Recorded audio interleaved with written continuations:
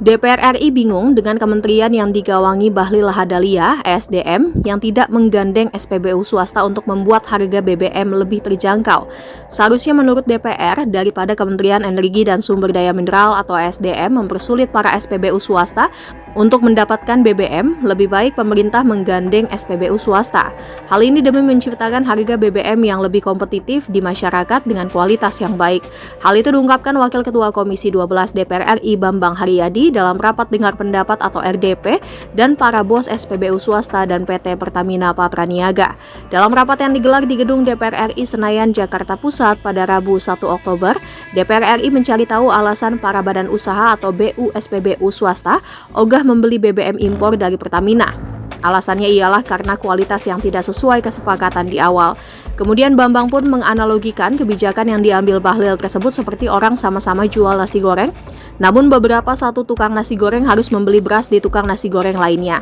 Pun sama halnya dengan kebijakan SDM saat ini yang menolak menambah kuota BBM impor untuk SPBU swasta dan memaksanya harus membeli dari Pertamina.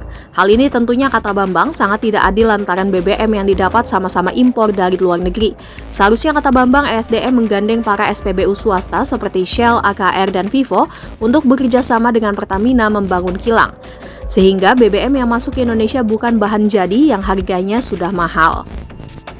Kecuali kalau mau ke depan, ini hanya saran ya, ke depan ajaklah swasta-swasta itu bangun refinery kan, atau mini refinery lah, kilang-kilang di ini kan, kuotanya kasih ke mereka hasilnya.